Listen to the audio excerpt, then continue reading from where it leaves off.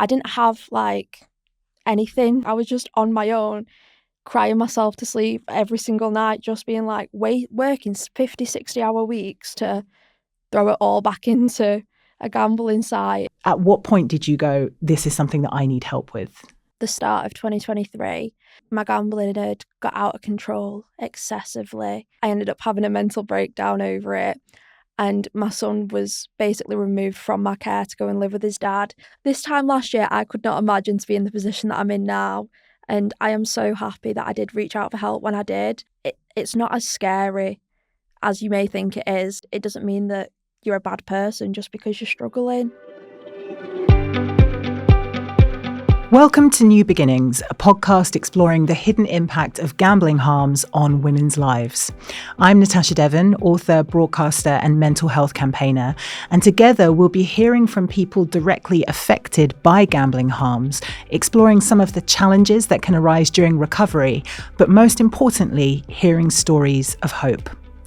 This show is brought to you by Bet No More UK, a charity providing peer-led services like New Beginnings, which is a women's-only service. This podcast is part of the National Gambling Support Network. To find out more, go to betnomoreuk.org or call the free National Gambling Helpline on 0808 8020 133 for 24/7 support. In today's episode, we'll be looking at the impact of gambling harms on mums and explore the fear of losing children as a result of addiction. As always, I'm joined by Lisa Walker, New Beginnings lead facilitator and expert by experience. Thank you for being here. Thank you, Natasha. This week, we are answering the question, how can fear of losing your children prevent women from reaching out for help with addiction? We're joined by Kerry. After growing up in a household shaped by addiction, she found herself battling depression, gambling dependency, and the looming threat of losing her children. Now she's on the path to recovery. Kerry, welcome to New Beginnings. Hi, you're right. Thank you for being here. So let's learn a little bit more about you. What was life like for you growing up? So it was very up and down, really. Like, my mum, she's always been like a constant figure in my life, but my dad, he just decided to basically, up and leave before I was born, and then he was in and out my life, and that was really hard for me because my mum and my stepdad decided that it was a good idea to, let him be involved in my life, but he took that and just crushed it all because he would rather choose to use drugs, alcohol.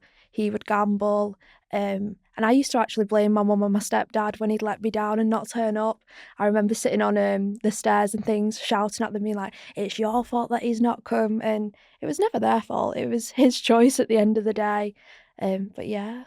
So what impact did that have on you, the fact that your dad would sometimes show up and sometimes wouldn't? I think that it was, as I've got older, I've depended on people a lot more because I'm terrified of getting close to somebody and then walking away from me because it's like, well, if your own flesh and blood can do it, who else is going to do it to you? And it's made me have a lot of trust issues. And so I can go from 0 to 100 very quickly, which I don't like. But yeah, I've got some help for that now. But it completely stands to reason. That's a logical response in so many ways. And you've mentioned that you left it would have been your mum and stepdad's home, right, at the age of 17? Well, my mum and stepdad actually split up when I was about 14. So me, my mum and my two sisters, we moved into a house. And obviously we were all hormonal, the 4 girls living in one house. It was I needed my own space. And so I'd argue with my sisters constantly because they want to be in my space. And it got to a point where, because I wasn't getting help for anything, my anger was so bad. I remember a comment that my mum made to me. She doesn't remember it, but there was one time that I'd been screaming and shouting and kicking off, and then 15 minutes later I was fine, acting as if nothing was wrong. And she's like, I swear you've got bipolar or something, and you can't live here anymore if you're going to be like that. And the way how I took that was, well, you're kicking me out. And so I went and just tried to find somewhere. I think that's really young to be independent. Yeah. What was that like? So I ended up moving into a supported accommodation, which was for it was like 16 to 25-year-olds, depending on your circumstances. And there was, you were given a support worker. but they were only there in the daytime. And then at night time, it was just like a security person. But I think there was like 39 flats in the first one that I lived in. And at night time, it really is just a bunch of teenagers, like without any adult influence type of thing. So we did whatever we wanted. That's when I started smoking cannabis a lot, drinking a lot, because it was what everyone else was doing, and I thought, why not? And then that's where I really started on the path with my gambling, because I'd seen on social media somebody had been to a bingo hall, and where I lived, it was across the road from me, so I was like, I'm going to go and have a look and see what that's about. And at first it was, nothing. It was just like once in a while, so I didn't see it as an issue, but then obviously it escalated as time went on. And so you've got these different behaviours that are emerging during this time. So you're mentioning smoking cannabis, drinking and gambling. Did you develop a dependency on anything else? Yeah, I feel like looking back now, I was addicted to smoking cannabis for a really long time. Okay. But I never looked at it that way because I was like, well, it's just something to do, isn't it? I feel happier when I do it, so why am I going to stop? And at that age, I didn't have any responsibilities. I could just do what I wanted. And at that age, I was putting myself in some bad situations, relationship-wise, and I used it kind of a way to forget about the things that were going on. Mm. And was gambling the same? Yeah, it was just a little escape. Mm. And around this time, you also became a mum, is that right? No, so it's a bit complicated. So I lived in Warrington growing up, and that was where I was in my first supported accommodation, and I was going to college in Wigan. So I eventually, I think it was coming up to like the end of my first year at college, I moved to the supported accommodation in Wigan, and that's when I was doing a lot more drinking and drugs. And then because I was smoking cannabis daily, certain people that lived in there also did, so we'd smoke it together.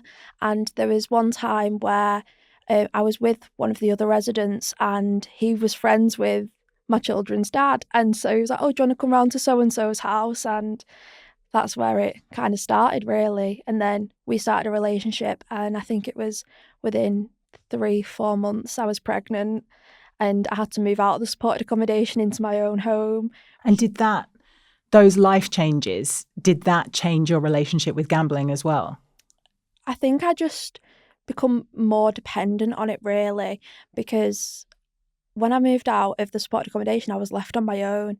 I didn't know how to pay any bills, how to set up any direct debits, and I didn't really know how to go about anything. So I think it's just because I was very hormonal and I didn't have family close to me either. So gambling was just my little friend that I didn't have to tell people about. And motherhood, I know, can be a very isolating experience for all kinds of different reasons. I mean, Lisa, how many of the women that use your service are mums? Oh, there's a lot of women that I would say 70 to 80% are mums. But I think what it is that I've said it before on the podcast, when you're in that gambling environment and you're a woman, you think that you're the only person. And with the children, if you've got children, you think, how can I ever disclose that I'm addicted to gambling because I'm a mum and I'm going to get judged and the shame and the stigma. And I remember Kerry coming on to New Beginnings and saying about her story with her children. And again, it was like, I think it almost looked like a weight had been lifted off because I said to Kerry, I've got 2 children, although they're a lot older, they're 29 and 30 nearly, but I've got children as well. And I ended up homeless with my own, sort of battles with addiction. And I think all the women come on and they're like, oh my God, you're a mum. And they've, you feel like you've got something in common, don't you? And it's like, we've actually met somebody that, that they understand us and they're not going to judge us, What about the turning point for you, Kerry? So at what point did you go, this is something that I need help with? So for me, when I first started to realise that it was an issue would have been the start of 2023. I'd been through a lot over the last couple of years. and my gambling had got out of control excessively. And because of the things that I went through, I ended up having a mental breakdown over it. And my son was basically removed from my care to go and live with his dad in the middle of 2022. And it was the same week that it was my daughter's first year anniversary, because we had a stillbirth in 2021. And it was from that point that my gambling went out of control. And so I was working in a bingo hall between, I think it was 2020, like the end of 2022 to 2023. And it was the start of 2023 that I was like, I need help. And I was looking online, like, where could I go to? And I even filled out an application form to Gordon Moody, because it was the perfect opportunity for me to go and get some help, because I didn't have my son at home. I didn't have like anything type of thing. I was just on my own, crying myself to sleep every single night, just being like working 50, 60-hour weeks to throw it all back into a gambling site. I was like, but as soon as they started contacting me, I ignored it. Oh, really? Yeah, Okay. I ignored it for so long. I quit working at the bingo hall and went working in a pub. And eventually, I was spending a lot more time with my child's father and my son. And eventually, because of certain circumstances, what were going on where they were living, they ended up moving back in with me. And social services was reopened up. And I fell pregnant with my daughter. And then Dad kind of went out of the picture a bit because he was struggling. So I was left with social services breathing down my neck. And even at that point, I was still gambling quite excessively. But when I asked for help this time round, it wasn't too long after my daughter was born. It must have been like May, June, because my daughter was born in April this year. And it was a Saturday night, and I think I'd gambled my last £10 because I was like, I've put so much into it, surely it's going to have to drop at some point. And it didn't. And I just sat there and I was so numb. And I was like, I can't carry on like this. I've got 2 beautiful babies and I've worked so hard already to be like within social services, and not one person thought that I was going to bring my little girl out of the hospital.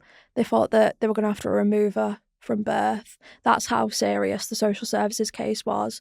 And I was looking just at all them things, like all of this was going around in my head. And I was like, do you know what? No, I need to stop. So I went onto GamCare and went onto the live chat. And that was a Saturday night. And by the Monday morning, I was inundated with phone calls for people actually offering me help and support. And I was so overwhelmed with how easy that was to actually ask for help. Like, not easy as in, I think when I first thought about asking for help, I was thinking of all these things like, oh, it's going to be like this and this. I'm going to be waiting ages. They're not going to be interested. Right. Because I wasn't betting like really, really high bets or anything. But no, I was so surprised at the amount of help that was given to me, like a click of the fingers type of thing. That's a really hopeful thing, actually, for anybody who might be listening to this who's thinking of reaching out for help, to know that if you know where to look, it is actually there for you. When you first began recovery, what would a typical day look like?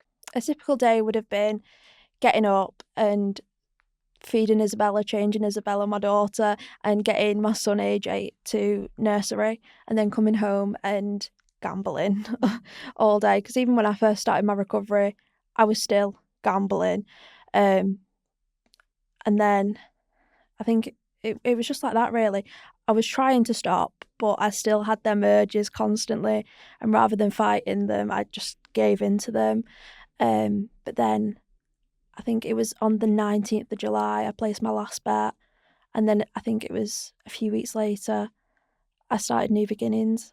It was like the September or something. So what does a typical day look like for you now? So I'll wake up in the morning and get my children up and ready, take my son to school, go home, spend time with my daughter. If we've got a group to go to, take her to that. I hold myself accountable now. I attend groups online. So I go onto the health and wellbeing courses with New Beginnings. I go onto a group on a Tuesday night with the primary care gambling service, and that's all women as well. And I feel like I have to do things like that to carry on my recovery, because I know how easy it would be for me to just slip back into it. Yeah. But I'm happy.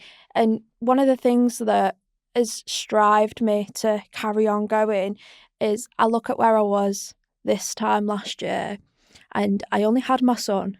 I was pregnant with my daughter, and I must have bought him minimal presents. And I'm really ashamed to be like that.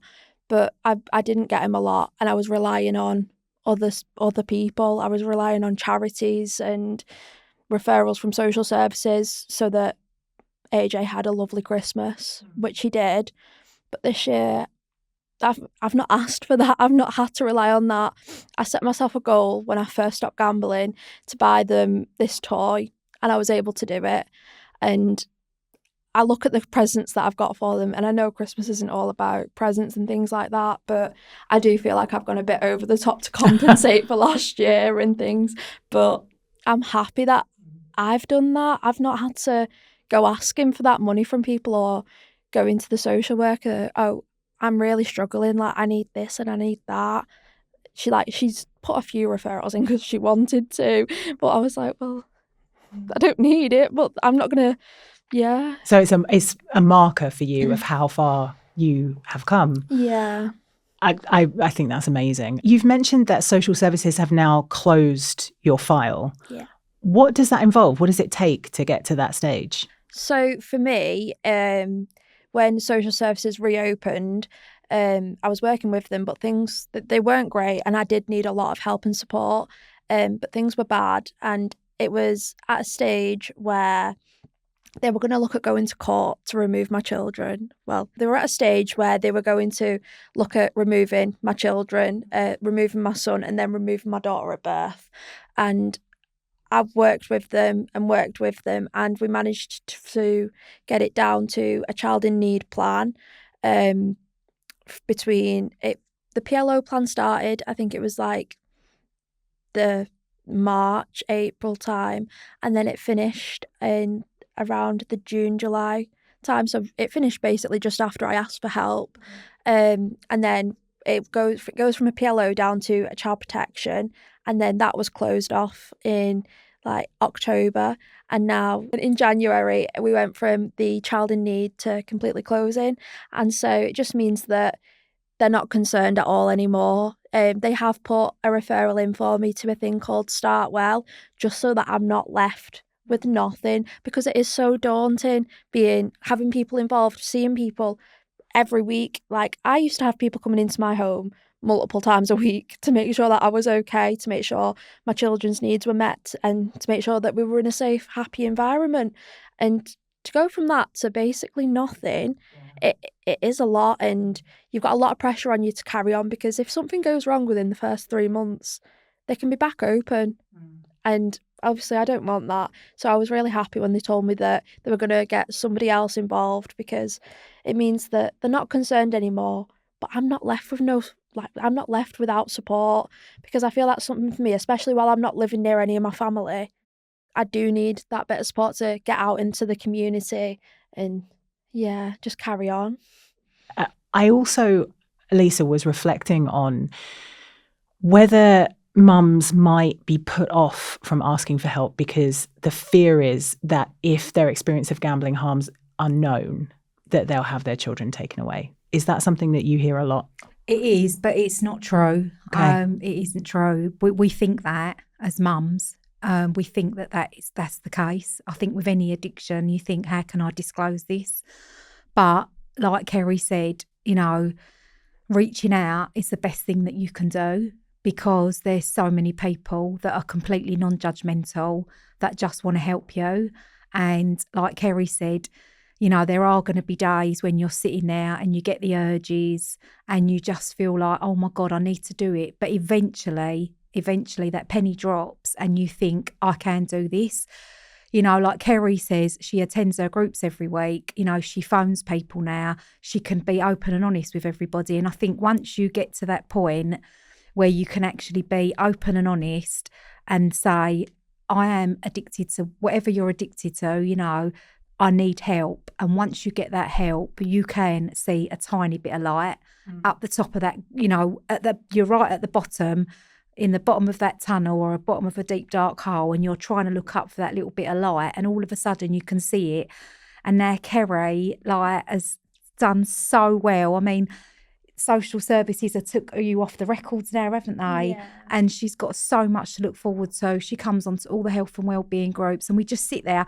And you know what? Sometimes we don't even talk about gambling. We talk about, you know, what's going on in our lives and what Kerry's up to with the children. And, you know, and she showed us this toy that she was buying them. And it doesn't all have to be doom and gloom. You know, it can, you know, so anybody that's listening, you know, reach out, because your children are not going to get taken off you, you know. And is there additional support available for women who are mothers? Well, we was just talking about this outside.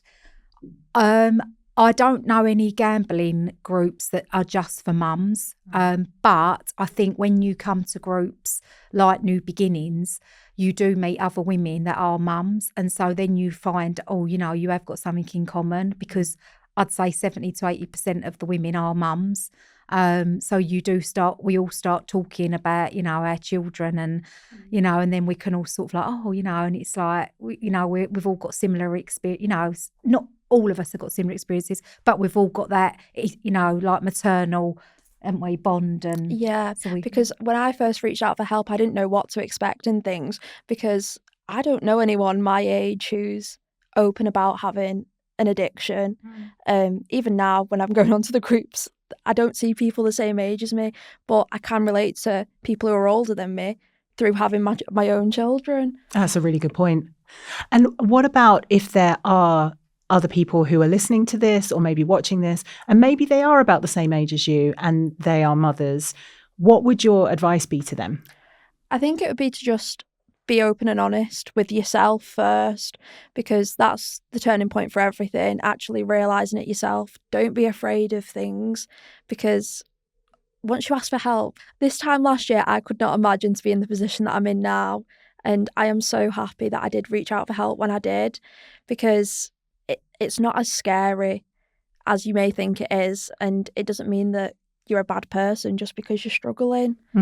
Like, because that's what I thought about myself for a very long time. I thought I was selfish, and that why was I doing what I was doing? Why was I taking advantage of so many different people? Why was I using things that were supposed to be for my children? Why was I just to feed my addiction? I felt like the worst person in the world. Whereas now I'm at peace with that, because I know that, yeah, it was a struggle that I've had, but if I didn't go through them, I wouldn't be the person that I am now. And yeah, I really just want to help at least one person. I'm sure that you will have helped way more than that by sharing your story. Thank you so much, Kerry.